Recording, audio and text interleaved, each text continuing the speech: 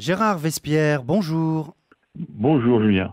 Vous êtes chercheur conférencier en géopolitique et je renvoie nos auditeurs vers votre site très fourni, lemondedécrypté.com. Alors avec vous, si vous le voulez bien, on va parler de l'Iran, comme on l'a fait d'ailleurs il y a un mois. L'Iran inquiète certains pays ces derniers jours pendant que d'autres temporisent. Nous reviendrons sur les raisons précises pour lesquelles l'Iran inquiète aujourd'hui. Mais d'abord, l'élection présidentielle en Iran aura lieu dans 4 mois. On ne sait pas encore qui sera le prochain président iranien. C'est peut-être par là qu'il faut commencer toute analyse de la situation. Absolument. Et comme vous venez de le dire, il y a un mois, Joe Biden n'était pas encore en poste, en responsabilité. Donc maintenant, il est aux commandes. Et bien paradoxalement, c'est maintenant à l'Iran de changer de président. Dans quelques mois, effectivement, au mois de juin, tout en sachant que dans le système iranien, ce n'est pas le président qui décide, mais sur des dossiers aussi sensibles que les affaires militaires, les affaires nucléaires et nucléaires militaires, c'est bien entendu le guide suprême Khamenei qui a la haute main. Mais pour l'administration américaine et pour l'administration à Bruxelles, pour l'Europe ou pour toutes les capitales européennes, il n'est pas question d'avoir des engagements avec l'Iran dans un moment où le gouvernement va sortir effectivement de ses responsabilités au début du mois de juin. Donc comment on peut expliquer un peu la temporisation du point de vue européen et du point de vue américain aussi? On dit qu'il n'est pas encore temps de prendre des décisions claires et définitives quant à une éventuelle renégociation de l'accord sur le nucléaire. Est-ce que c'est dû à ça ou est-ce que c'est dû à une administration américaine qui prendrait ses marques? Non, je crois pas. L'administration américaine s'est bien préparée depuis l'élection du mois de novembre, donc les dossiers sont à peu près finalisés. Mais je crois que c'est l'inconnu et je pense que l'inconnu fait aussi partie du déséquilibre qui est souhaité vis-à-vis de l'adversaire, donc vis-à-vis de l'administration iranienne. Si vous avez comme au judo, hein, l'important c'est de déséquilibrer votre adversaire pour le mettre à terre. Bon, pardonnez ce parallèle et cette image. Donc là, je crois qu'il y a aussi un jeu de ce type.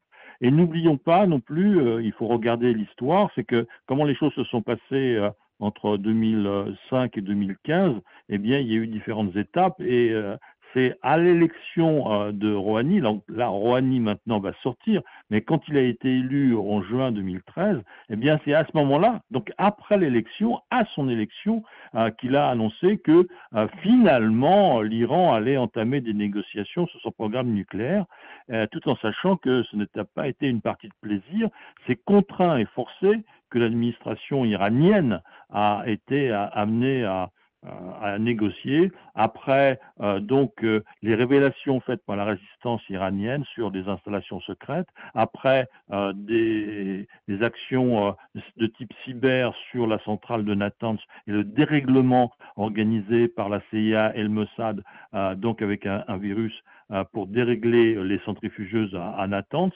Et quand ça a été découvert, après 2 ans d'opération et de retard du programme, il y a eu, ne l'oublions pas, des éliminations physiques de grands responsables du programme nucléaire.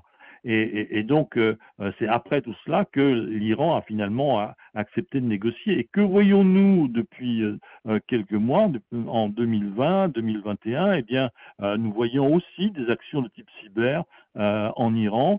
Et il y a quelques semaines, l'élimination du plus haut responsable du développement du programme nucléaire, Fakhrizadeh. Donc, comparaison n'est pas raison, mais c'est très intéressant de voir le parallèle entre les deux processus maintenant et ce qui s'est passé en 2005-2015. Donc là, on parle toujours des élections, Gérard Vespierre. Rapidement, je reviens sur une affirmation que vous venez de faire. Rouhani va sortir. Ingénument, je vous pose cette question. Il n'est donc pas candidat à sa propre succession? Rouhani, non, il avait maintenant 2 termes. Dans la constitution iranienne, le président ne peut pas faire plus que 2 mandats.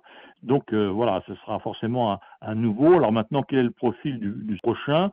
Je crois que le profil s'articule autour d'un homme qui est très rompu aux problèmes sécuritaires, très rompu à l'intérieur, donc très connaisseur du système politique iranien. Et si on rapproche ces 2 éléments, eh bien, je pense que le président actuel du Majlis, Kalibaf, pour être le candidat poussé par le guide du régime, parce que bien sûr, on ne peut pas être candidat. Vous êtes adoubé candidat dans le système non démocratique iranien.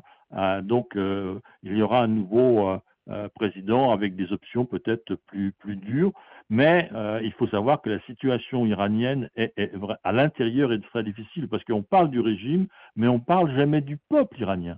Et c'est lui, un jour, qui va avoir le dernier mot. Ça a été un de mes articles il y a 2 ou 3 ans de cela. Voilà, le peuple iranien aura le dernier mot sur les contraintes économiques imposées par le régime à son peuple depuis 40 ans, car les dépenses des gardiens de la révolution, les dépenses du nucléaire et du nucléaire militaire, du balistique, les dépenses pour aider l'Irak, le Yémen, la Syrie, le Liban depuis des dizaines d'années, eh bien c'est ça qui met la République islamique à genoux d'un point de vue économique, les sanctions américaines étant la dernière goutte qui fait déborder le vase. Mais dans la structure économique iranienne, ce sont des dépenses structurelles depuis des dizaines d'années qui déséquilibrent un pays qui est fondamentalement pas très riche. N'oublions pas qu'à la fin du règne du Shah, l'Iran produisait à peu près 6 millions de barils par jour pour 40 millions d'habitants. Maintenant, avec les sanctions, c'est 2 millions de barils par jour pour 80 millions d'habitants. Donc, il y a 6 fois moins de revenus pétroliers par tête d'Iraniens au cours de ces 40 ans. Alors, vous dissociez les Iraniens du régime iranien. On sait que le peuple est en colère. Il représente, pour ceux qui ont peur de l'Iran, une sorte de solution éventuelle. Sa colère est bien vue. Le peuple iranien est aussi souvent dissocié dans les propos de Benny Gantz, le ministre de la Défense israélien, quand il menace l'Iran.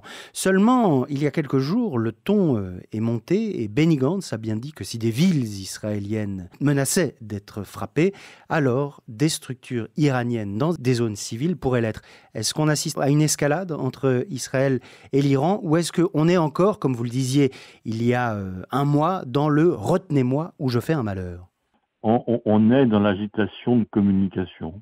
Si on regarde les tensions de type militaire depuis plusieurs années entre l'Iran et le reste du monde, eh bien tout cela a été très très limité, très très calculé, très très mesuré.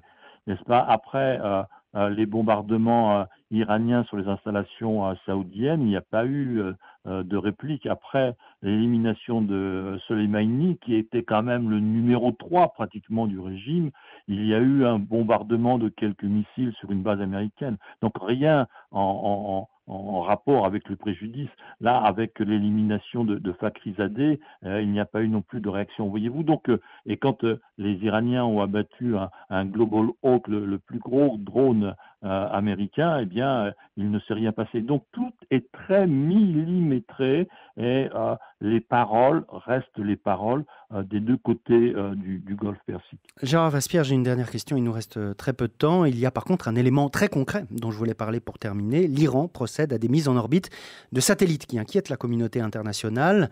Un test de lanceur de satellites. Ces engins incorporent des technologies identiques à celles utilisées dans les missiles balistiques. Là, pour le coup, c'est très concret. On comprend que ça inquiète un peu plus. Ça va au-delà des mots. Absolument. Donc, l'armement balistique est un des volets que aussi bien Washington que les Européens veulent mettre sur la table. Washington, comme Bruxelles pour résumer, veulent un retour à la table de négociation pour le programme. Donc après 2025, il n'y a rien de prévu, donc il faut en parler. Le nucléaire militaire, le programme balistique, qui est un élément fondamental, et troisièmement, donc, les éléments autour des incursions iraniennes que nous connaissons en Irak, en Syrie, au Liban, au Yémen. Donc, le balistique est un élément important. Merci infiniment Gérard Vespierre pour votre analyse complète. Je rappelle que vous êtes chercheur conférencier en géopolitique et je renvoie à nouveau nos auditeurs vers votre site lemondedécrypté.com. À bientôt. Merci de vos questions pertinentes.